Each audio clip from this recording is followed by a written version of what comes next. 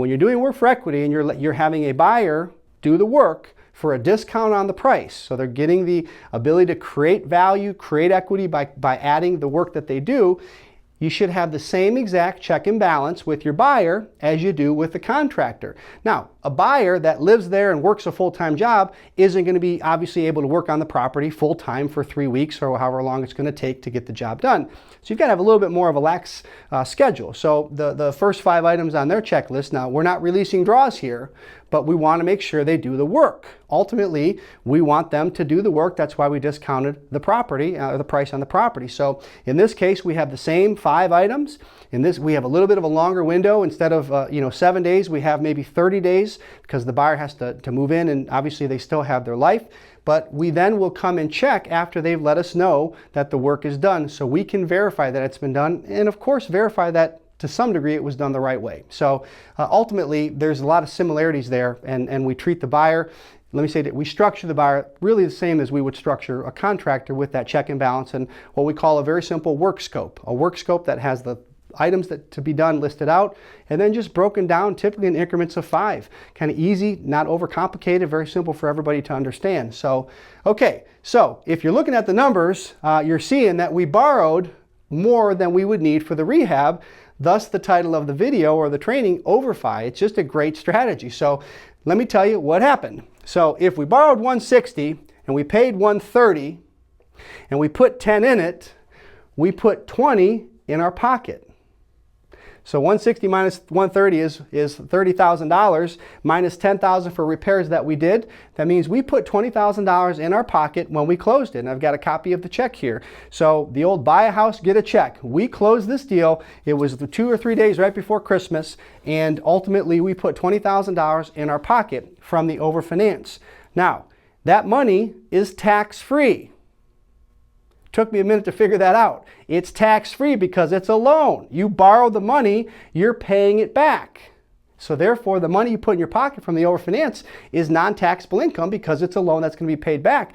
The beauty is our buyer who's making payments to us will then, that payment goes out to offset the payment we have to our private lender here. So the payments ultimately are going to get paid back, and the loan's going to get paid back, I should say, by our buyer. So number one, buy a house, put 20 grand in your pocket, and you own the property. I mean, it's about as beautiful as it gets, right? That is really the rub right there. Now, you don't have to borrow 20. I've seen people try to suck out all the juice in the deal. You know, there's a certain loan to value ratio that you'll need to honor. And in this case, we were really able to do that because we made a good buy. But we look at deals like this all the time. This is not, listen, we'll take these every day of the week, but these are in every market around the country. You just have to know where to look. And you have to know how to structure it so it can be attractive to not only you, but your potential lender and obviously your potential buyer. So we put $20,000 in our pocket at the day that we closed it, right before Christmas. It was a nice little hit before Christmas. We are closing our buyer in 2 days. This Friday at 4:30, we're closing our buyer. They're putting $18,000 down. So they are buying it at $200 on a work for equity with $18,000 down. And what's great about this buyer, this couple, is he not only is a handyman, but they actually have really good credit, and they are only needing 6 months before they can get a traditional loan. So just like we always do, Michael, we take them through our normal vetting process. Anytime we have a buyer that wants to buy one of our properties that is not paying cash or getting a bank loan today, we will sell it to them on terms, typically a lease with an option to buy. How we qualify our buyers is different than anybody that I've ever seen, any other outfit similar to ours. I've never seen another real estate investment company qualify the buyer the way that we do. We take them through underwriting just like Bank of America. We have a company we work with, actually have 3 companies we work with now, that run them through the underwriting process identical to Bank of America, Chase, Wells Fargo. We just understand they're not going to qualify today, so we're not looking to see if they qualify. We're looking to see why they don't qualify. And from that vantage point, we will then put together, I say we, it's this third-party company, a blueprint or a roadmap, as we call it, to their successful home ownership, which means their successful financing. So over the course of the next 6 months, this couple is going to be doing work on the property. We're going to hold them, obviously, to the work that they're committing to do in that work scope that we've put as part of their agreement. It's an addendum in their actual purchase agreement with us, their lease option agreement. And ultimately, they only need 6 months to get a loan. So we put 20 in our pocket the day we closed it. We're putting $18,000 in our pocket from the buyer's down payment on Friday. And if you're doing the math, that means there's a $22,000 back end. So when our buyer goes to get their loan in 6 months, what they owe us and what we owe our investor, there's another $22,000 there. So when they go, we'll have a couple bucks in closing costs to be fair, but at the end of the day, we're going to recognize a $60,000 gross profit on the deal, and we didn't have to do all the work to recognize it. So the numbers to me are great. You make money up front when you buy it. You make money during the term. The buyer ultimately pays the loan that we have back, and we have a nice little spread at the back of the deal. So we'll pick up another nice check along the way when the buyer cashes out. 6 months later, the investor had a good experience. They want to go do another one, so we roll it into the next deal and do it again. It's kind of a rinse and repeat process. So a couple different components here. The overfinancing was really the highlight I wanted to share. Most people don't look at it, don't think about it, don't know that it even exists, but I got to say it again. I know you guys at VIP Michael have done a lot of videos on the HELOC and how to utilize your home equity line of credit for opportunities to buy other investment properties, right? It's the same thing. This isn't your personal residence. You don't have to go get an equity line. You have one loan, one investor, and you get to recognize the same benefits of the equity in the property, and you can go take that 20 and go put on a down payment for another property if you want. So the principles are the exact same. It just is a little bit different from an investor standpoint. So that's the deal as a whole. No, love that. Obviously, there's some really, really technical aspects of this deal. Some of the dots will continue to connect. Those of you that are interested in really kind of a hand-holding and that intimate training and being a part of an organization that's going to help you take these deals down, go ahead and email pink@vipfinancialeducation.com. Include your first, your last name, the best number to reach you at, and Pink Conversation in the subject line. Someone will get back in touch with you to talk about that opportunity. If you're not interested in getting involved in Pink and you want to DIY, you want to take these strategies and you want to be a sponge and you want to go out there and implement it yourself, Scott, you mentioned a couple things as far as the structure that Pink brings to the table. If you are, just want to kind of be that mom and pop and that DIY individual, how do you take down the financing? Obviously, you're going to go out and find your private money lender. We're going to be bringing one of those here on the channel, so stay tuned for that. You've got your money lined up from one way or the other. As far as, would you recommend them develop a relationship with a mortgage broker, with a credit repair specialist? What ingredients do they really need to bake in to their strategy if they don't have the resources already built in with a Pink, for example? There's really not a lot of complicated things here. It's just different than most people are accustomed to. But it's a really great question, and I've got what I hope is a really great answer. So people that want to do this on their own, first of all, you've got to start generating leads, and that can come in many, many different ways. Contacting realtors that deal with distressed properties is a great starting point.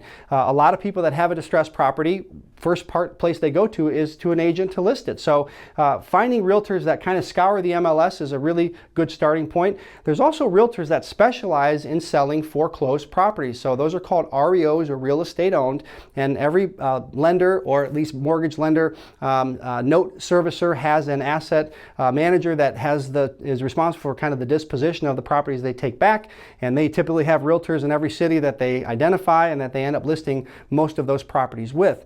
We just found this one online. So just if you're looking online, there's just deals out there. You just have to look. You have to be at the trough. So you've got competition out there. People are looking online as well. You just have to be out there looking. So getting the lead is number one. But the other part that I think is going to be a really, really big takeaway here is this. Private lenders are in your circle right now. You just don't know it. So this is an opportunity for someone who has some money, and obviously there's several infinite fields that can really generate a lot of money. You have people that have a lot of money that are making very small return, whether it's a savings account or money market or whatever it is.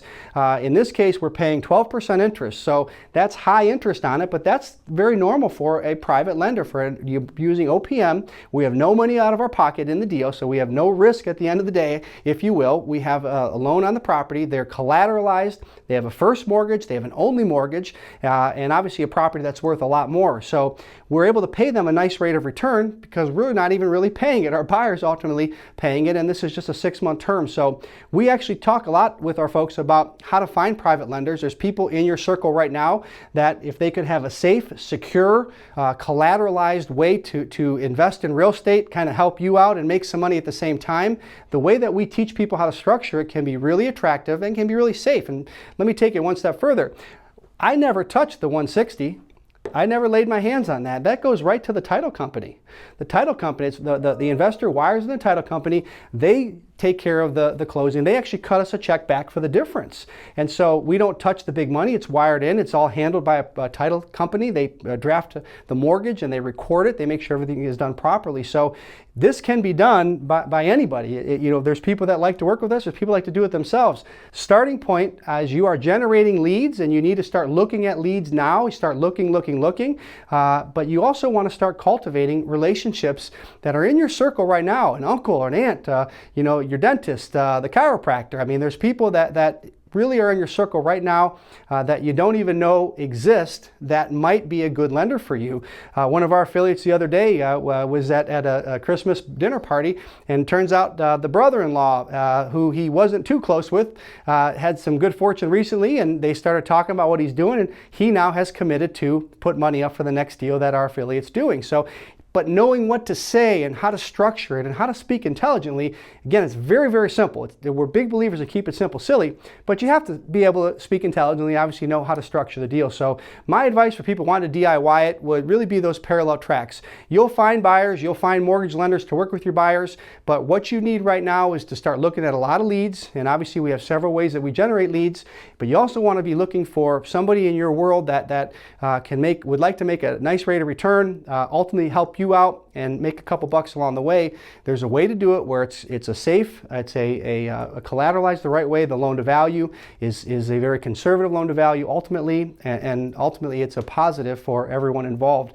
Having private lenders in your world allow you to go out and make cash offers, and those really are where you can find some gems and really find some big equity deals like this one. That would really be my advice for starting points for the DIYers. Yeah, no, love that advice there. Yeah, you've got to have the money, obviously, to get involved in deals like this.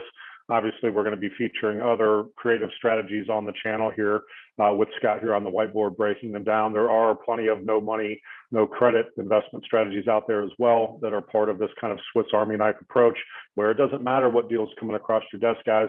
If you're working with Pink, obviously, we're coaching and training you and locking arms to get those deals to the closing table. If you're doing it on your own, we're going to give you as much content, as much value, and as much education on these videos as possible so that you do have the tools, and at least it's on your radar. So now people are familiar with an OverFi strategy. Maybe they weren't before, maybe they were. Obviously you've shown, you have shined a lot of light on this particular strategy. I love it. 60 grand, obviously in and out on a deal like this, 6 months or less, you get your entire profit recognized on that. So absolute slam dunk. If people are thinking about coming on board with this, we always kind of try and paint the flip side of the coin. Obviously, this was a success story. Who should not get involved in deals like this? What are some of the perils that are involved? It's a great question, and let me kind of preface, if I may. In this case, and I'm going to answer the question in just a second, we had the ability to borrow the $20,000 above what we needed for the reasons that I already shared. I won't repeat myself, but even if you don't have the ability to borrow 20, one of the things I was taught early on is that when you're doing a rehab project, from the time you find the deal to you negotiate, to you close it, you meet contractors, you oversee the renovation, you might have multiple contractors doing multiple things, right, mechanical systems, and you can hire a general contractor and they can oversee the job, but that obviously is going to cost more, and you can also have different contractors that you oversee, and it just depends on the job as a whole. But you have trips back and forth, you have time spent, you have energy spent, you have gas money spent. Then you have to identify a buyer through your marketing. So you'll be putting signs out, you'll have showings, and all that stuff is part of the process. It's a lot of fun, but when you're not getting paid for, let's say, 3 months, if you did a full rehab and you've got a long rehab and it's going to be 3 months till you get it done and ultimately sold, for that window of time, you're kind of working for free. So I've always been taught you should at least borrow $5,000 above what you need for the purchase and the renovation that goes in your pocket at the time you buy it, so you have the opportunity to have at least some spending money in that window of time that the process of the renovation is going on. Just a tidbit that I want to share because I've seen it benefit. It can help morale. It can help kind of your excitement for the deal. You know, dealing with contractors isn't always the easiest thing in the world. You know, it's not rocket science, but it's what it is. And so not having any money from the deal until, you know, it's all said and done can be challenging in some cases, especially if the rehab goes longer. Of course, rehabs always come in on time. They come in under budget every time. There's no cut corners. None. Oh, wait, sorry, I had something in my mind there. Every rehab I've ever been a part of has gone just perfectly. Perfectly, right? I hear all these horror stories out there. None of them have ever happened. I was like, man, how lucky are we? All these horror stories happen to other people, but not us. I mean, it must be something that we're doing right. So no, I love that. I love that strategy to get paid up front, guys. You're not going to always be able to recognize that $20K up front. It's obviously going to depend on a number of variables that Scott has really illustrated well on the whiteboard here today, but getting something up front, over borrowing even that $5,000, like Scott said, that can even just really help your morale out. You know, if you're chasing, you know, this deal and doing all the work for, you know, multiple months in a row and you haven't seen any of the fruits of your labor, it can in some cases be a little bit discouraging. So love that strategy. Make something up front. It's not always going to be 20. Try and build in at least 5 though on every deal that you do here, guys. Look, and let me just answer that question if I may, Michael. Who's this not for? Look, you have people that watch that want to be hands-off. They want to be passive. They want to maybe own rental property, Airbnb. Obviously, those are long-term and well, short and long-term, but some great strategies and great long-term wealth, and have nothing but praise to heap on those strategies. Those, in many cases, can be more passive. This is going to be a little bit more hands-on, and I guess, you know, you have to have, I guess, a little bit of chutzpah to make the offer. One of the things I learned early on is when you're making cash offers, if you're not embarrassed by your offer, you're probably offering too much. So be embarrassed when you make your offers. Your first offer, you've definitely left some money. I mean, yeah, right. You definitely paid too much. So, but you know, you've got to have, I guess, a little bit of hands-on here, and you know, not be scared to go to the property and oversee contractors, and ultimately kind of oversee the deal. And just from experience, I've had the privilege of getting to work with literally thousands of people across the country, not just with Pink, but with LeGrand and some of my prior experiences. And I've seen all types. There are some that love this stuff. They can hop right in. They got no issues, you know, making offers and overseeing renovations and doing work for equity type sales with those types of buyers, and it's just in their wheelhouse. And I've also seen others that they love real estate. They want to invest and love to invest in many cases, but that's not really their shtick. That's not really their personality. It's not really what they want to do. They don't like people. They don't want to deal with too many people, and believe me, I get that. But so I would say that this would be for the investor that's ready to be a little bit more hands-on. This would not be as passive. Now, I don't want to pretend like this is a ton of work because you're not really overseeing the full rehab in a work for equity case like this. And frankly, you can do a lot of these types of deals and manage them with relative ease. But it does take a certain personality. And so I would say this would not be for the truly passive person. This would be somebody that wants to be a little more hands-on and that has a little bit of that fortitude to get out there and be able to oversee, you know, some contractors which have their own personalities and obviously their own, you know, sets of challenges that come with doing the rehab. So I won't want to scare anybody, but that would be my advice for the type of person that would be looking to do these types of deals. Yeah, fantastic. We always try and paint the good, the bad, and the ugly. Obviously, every deal is going to have could have some potential drawbacks to it. You know, it's not always going to be the right fit for folks. We're always going to encourage people to go out there and do their own research. You're probably not going to find a ton of information on overfinancing or OverFi deals out there, because like we've talked about on this video, it's fairly uncommon. We're going to continue to bring videos like this on. We're going to continue to bring Scott back here on the channel, assuming he continues to give just great educational content like this. Guys, if you're interested in Pink, you've got the email. Go ahead and reach out. If not, just be a sponge, absorb these videos. You're going to get enough content on these. If you do want to have that kind of DIY approach to this, we're going to give you the tools to be able to go out there and implement. Guys, if you want more content like this, go ahead and smash that thumbs up below. That lets us know we're on the right track. We'll continue to bring special guests and experts in their field, like Mr. Scott Ulmer in real estate here. We love bringing real estate on, but go out and do your own research in advance as well, guys. If you're a subscriber already, thanks for joining us again. If you are not, go ahead and subscribe. We're going to keep bringing content like this here on the channel. And go ahead and ding that bell notification below. That's going to give you the heads up when we release new videos like this on the VIP Financial Education YouTube channel, where we talk about all things credit, capital, and cash flow. And until next time, guys, take care and make it a great day. Some names and where you're from. Bobby and Jenny Witten. We're from Knoxville, Tennessee. What's your previous real estate experience? So we've got some buy and hold properties. We currently have about 7 units, and we've been in real estate investing for about a year now. Fantastic. After the last 4 days, what's the biggest takeaway? The biggest takeaway from us is this is something you don't have to do alone. The staff here is incredible. They're supportive, they're knowledgeable, they're friendly, professional. We don't feel like we're doing this alone. We feel like we've got a team behind us, and that's going to make all the difference.